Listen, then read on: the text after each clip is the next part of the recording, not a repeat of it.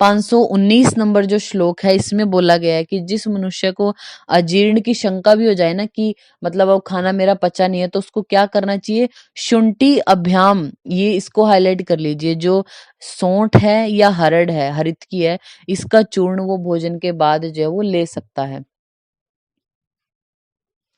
फिर आता है हमारा यहाँ पे जो गुण बताए गए हैं राइट पेज नंबर पे, जो आचार्य हमारे सुश्रुत है उनके अकॉर्डिंग कौन कौन से गुण होते हैं। जैसे फर्स्ट लाइन में एक मिड में वर्ड लिखा है ना शीत, तो शीत है। नेक्स्ट लाइन में उष्ण लिखा है। इनके हम बारे में पढ़ेंगे नहीं, बस आपको पता होना चाहिए कौन कौन से गुण बोले। तो पहला जो है वो शीत। अब हम वर्ड बोलेंगे, आपको जल्दी जल्दी से उनको सर्च करके उनपे नंबरिंग डाल देना। शीत है। फिर सेकंड हमारा उष्ण है सेकंड लाइन में। थर्ड लाइन में बिल्कुल मिड में स्निग्ध लिखा है। फिर फोर्थ लाइन में रुक्ष लिखा है। फिफ्थ में हमारा है पिच्छिल। सिक्स्थ में हमारा है विशद के बारे में। फिर है नेक्स्ट लाइन में जो वो तीक्ष्ण वर्ड लिखा है, दहा पाक कर है तीक्ष्ण। फिर है मृदु इसी लाइन में लास्ट में। फिर नेक्स्ट लाइन में है गुरु। फिर लघु। तो ये 10 तो ये हो गए। कौन कौन से हम आपको दोबारा बोल रहे हैं, चाहो तो आप साइड में ही लिख लो ताकि आपको नाम एक बार में दिख जाए। शीत, उष्ण, स्निग्ध, रुक्ष, विशद, पिच्छिल, मृदु, तीक्ष्ण, गुरु और लघु। 10 तो ये हो गए। फिर उसके नीचे जो है वो ये बताए हैं, ये इंपॉर्टेंट है 527 से जो वो 530 तक। बोलते हैं कि द्रव। अब अगला वर्ड बोला है द्रव। फिर इसी लाइन में सांद्र वर्ड है, देखिए तो एक गुण हो गया द्रव, एक हो गया सांद्र। ये जो नेक्स्ट लाइन है आपकी यानी 527 नंबर श्लोक की सेकंड लाइन है, इसमें हाईलाइट कर लीजिए सलक्षण पिच्छिलवत गेय को हाईलाइट कर लीजिए। सलक्षण क्या होता है? जो पिच्छिल के समान हो। आपसे पूछेंगे पिच्छिलवत कौन सा गुण है, तो सलक्षण होता है हमारा। फिर नेक्स्ट लाइन में देखिए सुगंधो वर्ड लिखा है ना बीच में, इसको हाईलाइट कर लीजिए। फोर्थ लाइन में दुर्गंधो वर्ड लिखा है, इसको हाईलाइट कर लीजिए। सुगंध और दुर्गंध ये आचार्य सुश्रुत ने 20 गुणों में इंक्लूड किया है, सुगंध और दुर्गंध को।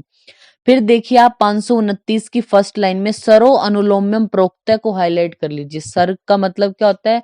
यानी सर क्या होता है? हमारा अनुलोमन करने वाला।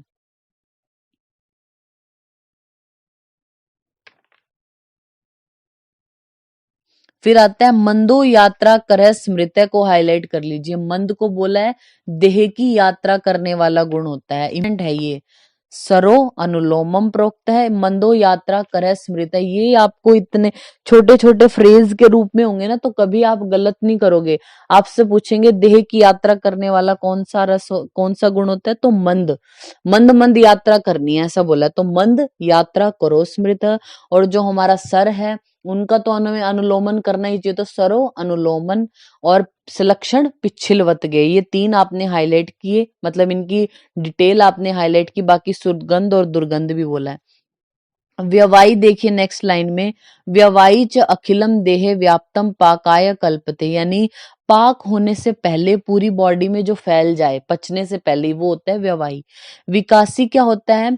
विकसन नेव धातु बंधना विमोक्षित, यानी जो धातुओं के बंधन को अलग करता है, दोष और धातुओं का जो है उनको अलग करने का काम करता है, वो विकासी होता है। फिर बोले आशुकारी यानी जल्दी काम करने वाला, जैसे जो हमारा जल्दी फैलने वाला जो होता है, जैसे जल में आप तेल डालोगे तो एकदम फैल जाएगा ना, तो उसको आशुकारी गुण बोला गया है। तो आप जो है वो पूछ सकते हैं, जो आचार्य सुश्रुत हैं उन्होंने चरक से ज्यादा गुण कौन से माने हैं? जो चरक बोलते हैं ना हमारे 20 गुण बोलते हैं, वो गुरु आदि जो 20 गुण हैं, वो आप यहीं पे लिख लीजिए सुश्रुत ने चरक से भिन्न गुण माने, और एरो करके लिख लीजिए कौन से अलग माने हैं? सुगंध, दुर्गंध, व्यवाई, विकासी और आशुकारी। आई रिपीट, ये 5 गुण है जो उन्होंने अलग बोले हैं। कौन से? सुगंध, दुर्गंध, व्यवाई, विकासी और आशुकारी।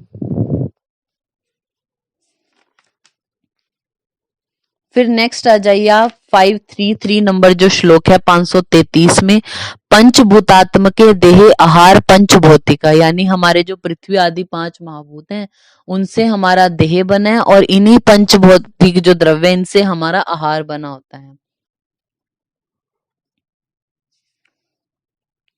फिर नेक्स्ट आप देखिए 535 नंबर जो श्लोक है वहां पे बोला गया है, विण मूत्र आहार मलय सार प्रकृति को रस स तु व्यानेन विक्षिप्ते सर्व धातुन प्रतप्येत।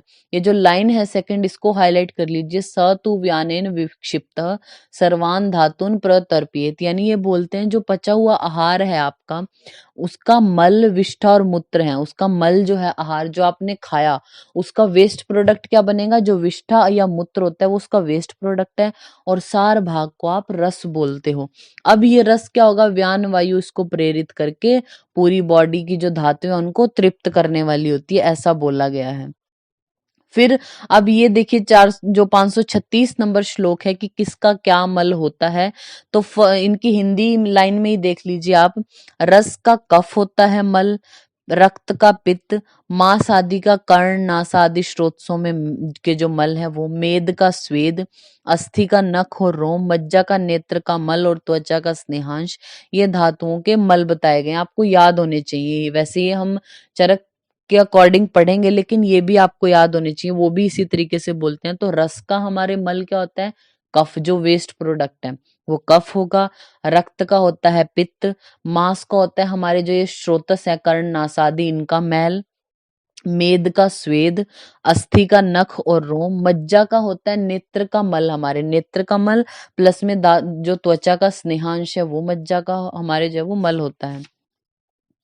फिर नेक्स्ट जो है वो जहाँ पे ये हमारा सूत्र स्थान कंप्लीट हो रहा है 292 नंबर पेज पे, जो हिंदी है इसको आपने पढ़ना है कि दिन में जागते हुए मनुष्य का जो हृदय वो कमल की भांति विकसित होता है, इसलिए धातुओं में क्लेद न होने से रात्रि के समय अजीर्ण होने पर भी अन्न का जो सेवन नहीं हितकर होता, किंतु रात्रि में विशेषकर सोए मनुष्य सम्मिलीन होने से, धातुओं में क्लेद युक्त और शिथिल रहने से, अजीर्ण हो जाने पर दिन में यानी ये बोला गया, इनके कहने का मतलब क्या है कि जैसे अगर किसी ने सुबह खाना खाया और वो पचा नहीं, तो वो रात्रि में खाना खा सकता है, क्योंकि हम पूरा टाइम एक्टिविटी करते रहते हैं तो हमारा हृदय भी जो है वो विकसित होता है, खिला हुआ होता है, अच्छे से काम करता है। तो हम अगर सुबह खाना आपको नहीं पचा तो आप रात में खा सकते हैं, लेकिन अगर रात का खाना खाया हुआ आपके पचा नहीं है, क्योंकि रात से तो मनुष्य क्या है, मतलब रात से तो उसका जो धातुएं है वो क्लेद आदि युक्त हो जाती है ना, तो रात का अगर खाना खाया हुआ आपको पचा नहीं है तो सुबह आपको खाना नहीं खाना चाहिए, ऐसा बोला गया है।